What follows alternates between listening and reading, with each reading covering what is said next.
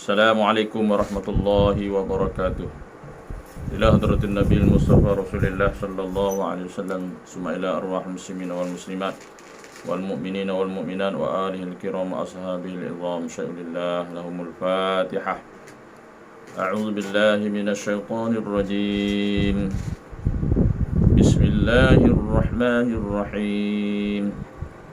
Alhamdulillahi rabbil alamin. Ar-Rahmanir Rahim. Maliki yaumiddin. Iyyaka na'budu wa iyyaka nasta'in. Ihdinas siratal mustaqim. Siratal ladzina an'amta 'alaihim ghairil maghdubi 'alaihim waladdallin.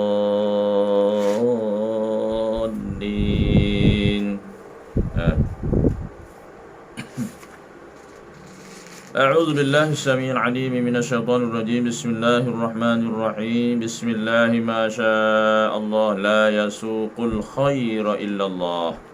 بسم الله ما شاء الله لا يصرف السوء إلا الله. بسم الله ما شاء الله لا يأتي بالحسنة إلا الله. بسم الله ما شاء الله ما كان من نعمة فمن الله.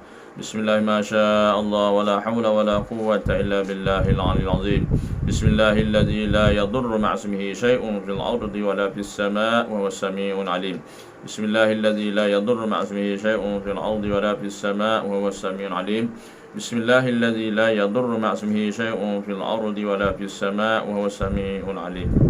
الله خير حافظا وهو أرحم الراحمين. والحمد لله رب العالمين. الحمد لله الحمد لله الحمد لله الحمد لله الذي هدانا لهذا وما كنا لنهتدي لولا أن هدانا الله.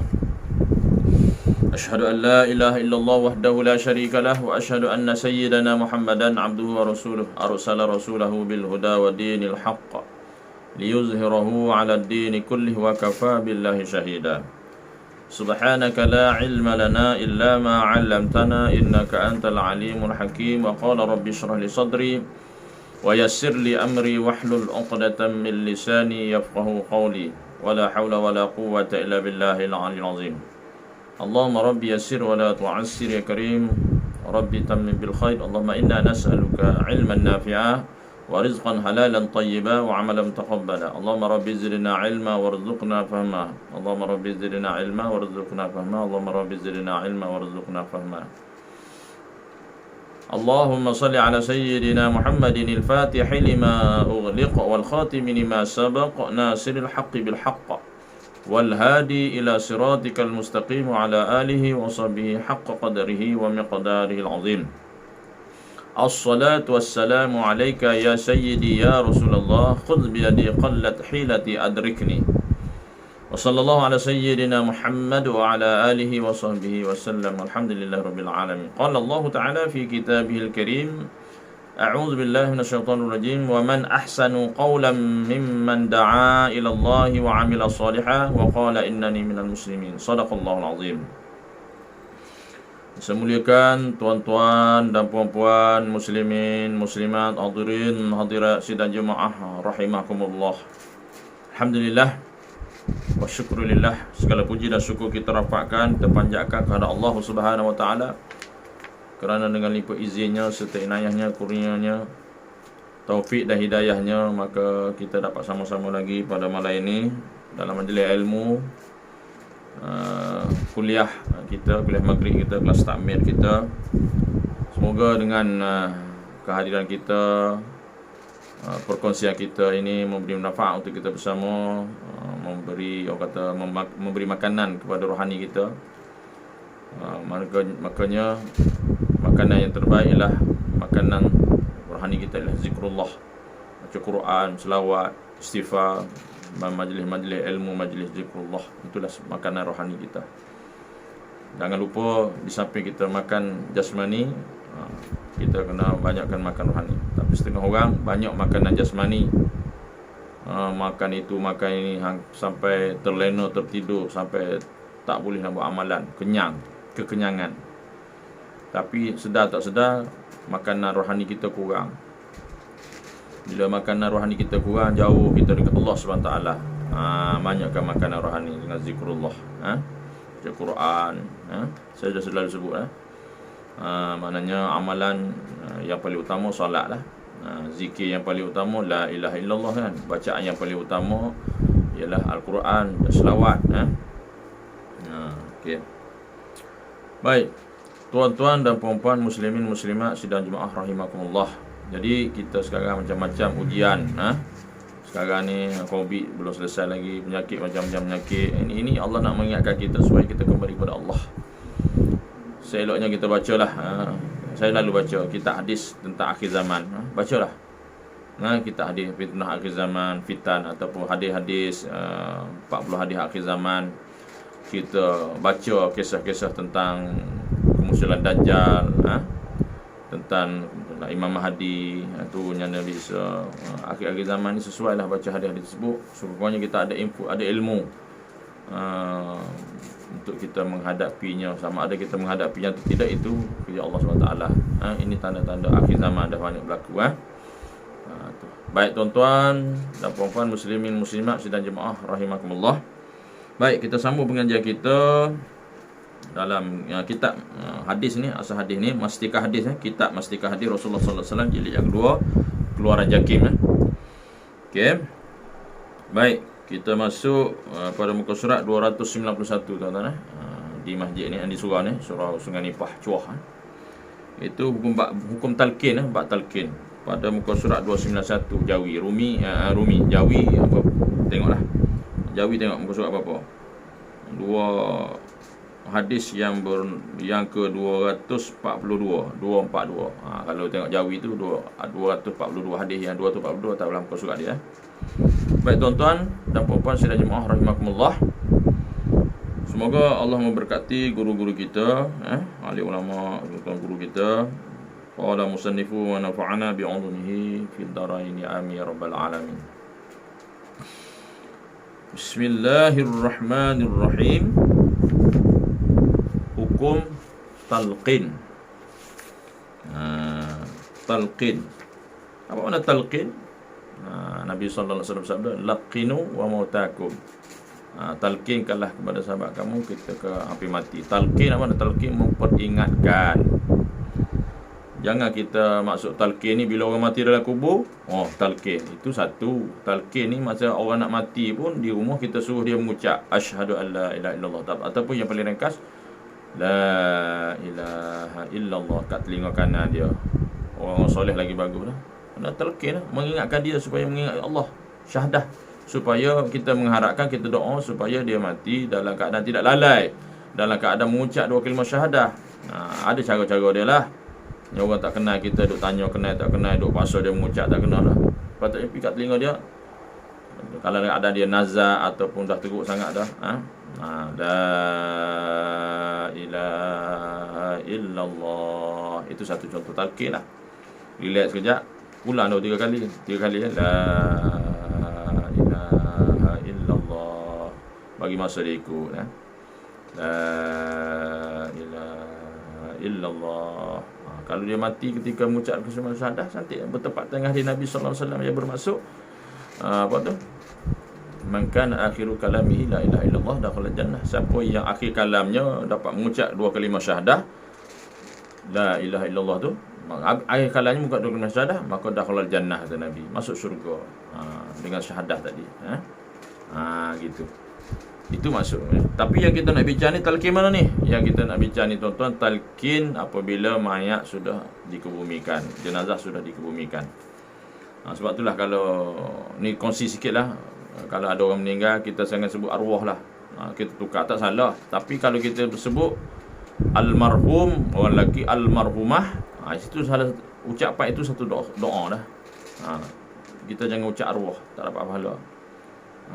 Kita ucap almarhum atau almarhumah bagi lelaki atau perempuan, ataupun apa lagi satu, almarhum, ataupun Allah yarham bagi orang lelaki, Allah yarham, semoga Allah memberkati dia, Allah yarham, ataupun orang perempuan Allah yarhamhumah. Okey, ucapan tu yang sesuai untuk orang mati, almarhum atau Allah yarham. Okey. Kita tukarlah, tak payah sebutlah arwah. Arwah boleh, cuma kalau kita sebut almarhum, almarhumah, Allah yarham, Allah yarhamah, maknanya dapat pahala. Kita sebutan itu dari kira doa. Baik, ni hukum talqin ni dikubur. Jangan duk pedulilah yang satu puak-puak yang kata puak-puak yang luar tu sebut macam Wahabi contohnya, di kubur kata pemuja kubur macam-macam bid'ah lah, talqin kat kubur, yasin kat kubur, itu dia punya hal lah. Kita ikutlah, tutup kita dah amal dah. Talqin ni sunat nak punya. Duduk balas bab talqin lah, benda-benda buruk ni, benda-benda kecil duk balas apa. Nak buat, tak nak buat jangan duk komplain orang buat. Tu. Kita buat jangan duk komplain. Kita pula yang buat jangan duk komplain orang tak buat. Tapi kita marah, dia mengatakan talqin ni bid'ah, sesat dan sebagainya. Tak boleh lah. Sebab ada dalil dia, semua ada dalil, ada asas dia. Selagi mana tidak bercanggah, selagi mana tidak ada hadis, tidak ada dalil daripada ulama yang mencegah, mengharamnya, mana buat benda tu. Buat benda tu maknanya bidah hasanah. Walaupun orang kata Nabi tak buat, contohnya kita buat benda yang baik, jadi tidak dikatakan bidah sesat. Adakah semua yang kita buat Nabi tak buat bidah hasanah, bidah yang dalalah, bidah yang buruk? Dah. Ini orang tak faham. Okey. Letih nak berbahas dengan depa ni. Baik. Hukum talqin. Menurut huraian ulama rahimahullahu taala, sunat membaca talqin. Sunat tu. Sunat untuk membaca talqin untuk si mati yang baligh berakal. Jadi yang mengatakan bid'ah Nabi tak buat ni, bid'ah baca talqin ni mengarut ni, dia tak baca kitab ni. Pokok sebelah ni yang menyuruhnya keluar daripada Ahlussunnah wal Jamaah. Okay. Sunat tu membaca talqin ni, kitab ni Mustikah Hadis ni kita baca kitab ni, kitab bermazhab Imam Syafi'i rahimahullah taala. Jadi kita di Malaysia ni, Negeri Sembilan, negeri Sembilan, kita ikut Ahlussunnah wal Jamaah, itu mazhab Syafi'i. 4 mazhab lah, tapi kita utamakan mazhab Syafi'i daripada dulu lagi. Tak payah campur-campur, tapi mazhab lain kena ambil tahu jugalah. Baik, untuk amalan mazhab Syafi'i lah. Sunat membaca talqin untuk si mati yang baligh. Baligh ni makna yang cukup umur lah. Kita dah sebut dah, baligh orang perempuan berapa tahun, haid, dah tengah haid, orang lelaki mimpi keluar mani, umur dia berapa belas tahun, kita dah sebut dah berapa tahun. Itu asas lah. Dan berakal. Baligh dan berakal, bukan gila. Sebaik-baik sahaja dikebumikan. Mana talqin ni untuk orang yang orang gila tak kenalah. Kanak-kanak yang belum balik tak kenalah. Buat tahlil, sebab buat apa tahlil kat dia? Buat apa lah? Kita doalah kepada Allah SWT. Tak payahlah sedekah-sedekah tahlil yasin, tahlil yasin pula. Talqin kepada dia. Okey. Sebab dia silap. Silap. Maknanya yang baligh berakal cukup umur, mana yang sudah ditaklifkan hukum syarak, atau dia kena mati, kena talqin lah. Jadi kanak-kanak yang belum baligh tak kena lah, sebab dia orang tak ada dosa. Buat apa talqin kat dia? Kita maaf, silap tadi. Sebaik-baik saja dikebumikan. Selepas kebumi tu duduk. Jadi sunatnya imam tadi membelakangi kiblat, duduk kat kepala mayat. Sebab kepala mayat dia menghadap kiblat kan, kita menghadap dia lah. Bacalah talqin. Talqin ni untuk peringatan orang dalam kubur dengar, orang di atas pun dengar. Jadi kadang-kadang setengah masyarakat kita ni dia ingat talqin untuk orang kubur. Lepas tu orang atas kubur tu duduk keliling tu duduk sembang, tak kena juga, adat tak ada. Duduk atas kubur, langkah sana ayat Quran ada, bismillah, duduk atas kubur tu tak kena. Benda-benda yang haram pada orang buat kat kubur ni. Okey. Baik. Kena jagalah. Bila dah kebumikan tu, letaklah pacak kayu ataupun pokok kepala tanda, ataupun batu nisan. Tak payahlah besar-besar, batu nisan tu untuk kenal. Kalau kuburan bakit tu maknanya batu je.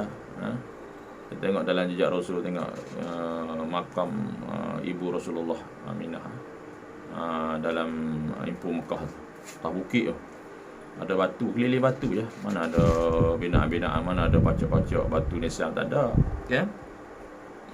Jadi kalau nak kenal buah tu, saya tulis nama, tarikh wafat bila, tak ada masalah lah. Jangan membazir, jangan.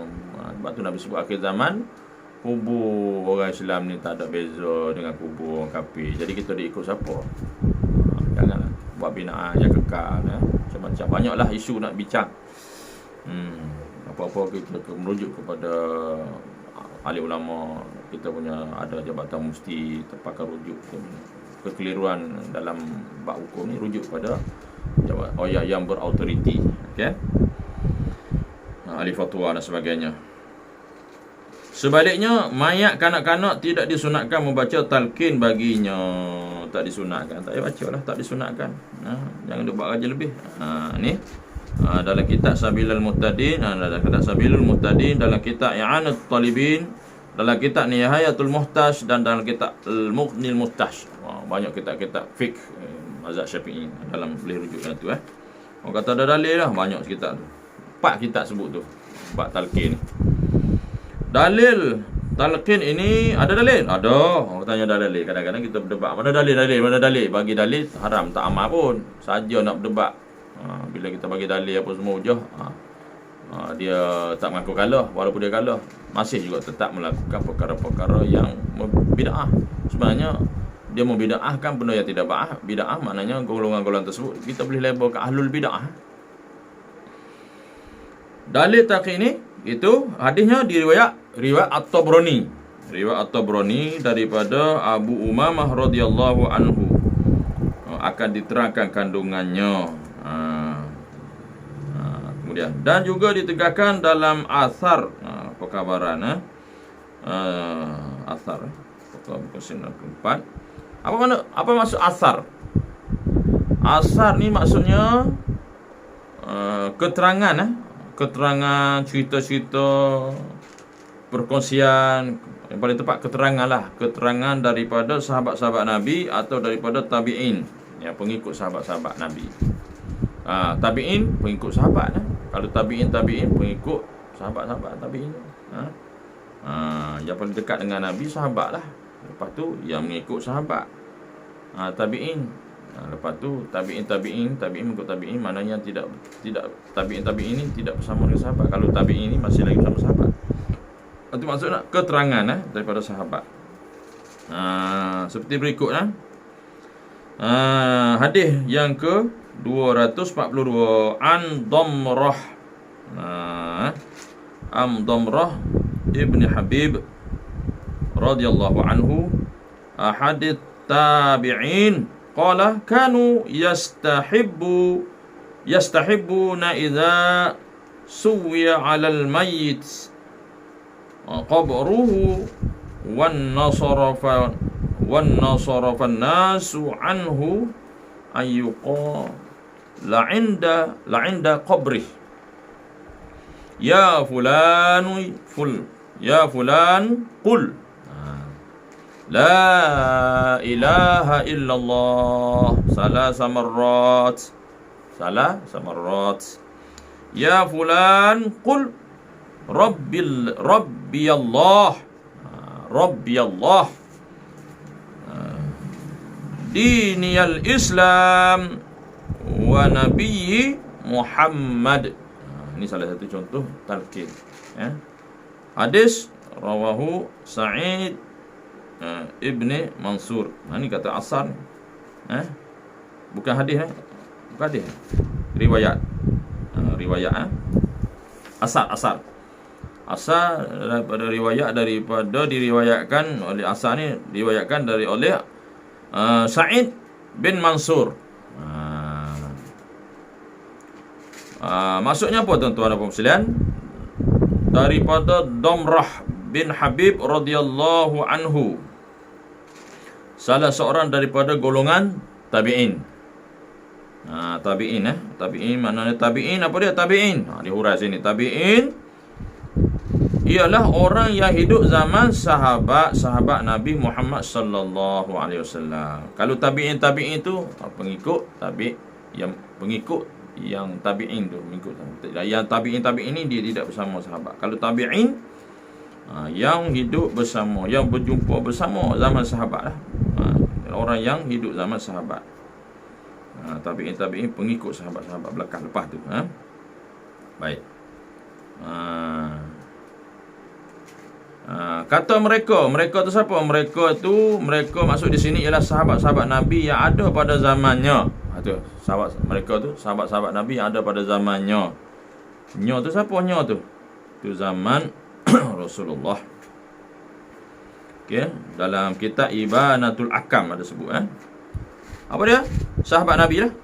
Suka dan memandang baik supaya dibacakan talqin di sisi kubur. Dibacakan talqin di sisi kubur si mati setelah ia dikebumikan dan orang ramai hendak bersurat. Orang ramai nak balik nak bersurat. Iaitu diserukan dengan berkata, wahai si anu, sebutlah la ilaha illallah. Ini paling rekah. Adalah kita punya kitab-kitab talqin. Seruan itu hendaklah diulangi 3 kali. La ilaha illallah, supaya kita suruh kata la ilaha illallah. Ingat orang hidup dan orang mati tu. Kemudian diserukan dengan berkata, wahai si anu tu ganti nama si matilah. Yang paling baik nama si mati tu, kalau lelaki bin lelaki bin mak dia, kalau perempuan binti mak dia. Semua bin dan binti mak. Ini dia sebut binti ayah apa lagi? Kalau contoh Zaid bin mak dia nama Zainab, contoh Zaid bin Zainab. Kalau anak perempuan Zainab binti Zainab. Contoh binti tu. Baru tu talqin macam tu. Tahlil arwah pun elok buat macam tu. Sebab kita muliakan ibu, mulianya ibu ni. Mana nak talqin pun berbinkan dan bintikan mak. Sama Isa ibnu Maryam kan. Ambil daripada situ dalil dia tu. Baik. Dia kata lagi, wahai si anu, nama sebutlah Tuhanku ialah Allah. Tu dia kata-kata tu, marrabbuka. Ni dia pemain-main game pok-pok tu. Contohnya game Wahabi lah contohnya. Duk main-main, dia kata apa pula baca talqin ni, soalan bocor lah. Bukan masalah soalan bocor, kita nak mengingatkan. Tuhanku ialah Allah dan agamaku ialah Islam. Tu marrabbuka wa ma nabiyuka, kan? Wa dinuka. Tu bagus tu untuk mengingatkan orang hidup dan orang mati. Dan agamaku ialah Islam dan nabiku ialah Nabi Muhammad sallallahu alaihi wasallam. Dan ada sebut dalam kitab Bulughul Maram dan dalam kitab Ibanatul Ahkam. Dia kata talqin tak boleh apa semua tu. Tak baca apa kitab ni. Jangan duk cepat nak mengukur dengan bid'ah apa. Baca kitab ni. Kita tak baca, kita ikutlah kitab-kitab yang ditulis oleh ulama. Sudah. Kita bukan pandai. Kita ikut ulama. Ni pun ikut Quran dah hadis. Habis ulama-ulama, ijma' ulama, qiyas apa semua tak pakai. Ni bahaya lah. Ikut Quran dah hadis. Itu memanglah. Memang semua ikut Quran dia. Masalahnya kita nak rujuk siapa? Ulama lah. Bermakna ulama dia cedok-cedok ambil daripada Al-Quran dan hadis. Kita bukan pakar hadis, bukan pakar Quran, nak terus nak ambil hukum dari Al-Quran. Kita ikut ulama. Itu bagus. Lepas tu kita Ahli Sunnah wal Jamaah 4 perundangan Islam ni ikut 4 hukum ni asas ni, iaitu Al-Quran, Al-Hadis, ijma' ulama, sepakat para ahli ulama dan qiyas perbandingan. Jangan pisahkan 4 perkara ni. Pening lah dia orang ni. Ikut Quran hadis. Lain ulama tu nak ikut. Ni ada akhir zaman ni macam-macam. Tak payah ikut mazhab. Ikut Allah, ikut Quran tu Allah, ikut Nabi. Hak lain tak okey katanya. Allahu akbar. Macam-macam fitnah akhir zaman Tapi fitnah yang paling bahaya ni fitnah daripada orang-orang Islam juga. Pendakwah-pendakwah macam saya ni. Jadi bahaya. Sebab orang ikut apa yang dia cakap salah ke betul, orang ikut jam. Ni diriwayatkan oleh Sa'id bin Mansur. Dia katakan hadis pula asar dia. Hadis talqin yang diriwayatkan oleh At-Tabarani itu pula ialah kerana panjang sangat, maka di sini diberikan terjemahan sahaja seperti berikut. Ini hadis panjang kita bacalah. Daripada Abu Umamah radhiyallahu anhu katanya, apabila aku mati maka buatlah kepadaku seperti yang telah diperintahkan oleh Rasulullah sallallahu alaihi wasallam kepada kita, yakni umatnya, supaya kita lakukan kepada orang-orang kita yang telah mati. Ini hadis panjang, mata hadis tak baca, dia semua maksud Kita diperintahkan oleh Rasulullah sallallahu alaihi wasallam, sabdanya, apabila salah seorang daripada saudara-saudara kamu orang Islam yang mati, lalu kamu kebumikan dan kamu ratakan tanah di atas kuburnya sejengkal. maka hendaklah salah seorang daripada kamu berada di tepi kepala kuburnya. Kemudian hendaklah ia menyeru si mati dengan berkata, wahai si Anu. Si Anu nama si matilah. Wahai si Anu, anak si Anu nama ibunya. Mana lelaki bin ibunya, anak perempuan binti ibunya. Ni dah ada ni. Yang ni ada sebut nama si mati dengan berbinkan ibunya bagi lelaki, berbintikan ibunya bagi perempuan. Sama. Bin anak lelaki, bin mak. Anak perempuan, binti mak. Misalnya juga nama Hasan contohnya. Dia sebut dah Hasan dan ibunya bernama Hasnah. Mana disebut wahai Hasan bin Hasnah. Okay, contoh. Kalau orang perempuan, orang perempuan nak buat apa? Contoh orang perempuan, Zainab contohnya. Wahai Zainab binti Hasnah. Macam tu. Okay. Ni ada dalil dia, hadis. Mana tak ada dalil, Adin? Dia kata anak si mati akan mendengar seruan itu tetapi tidak menjawab.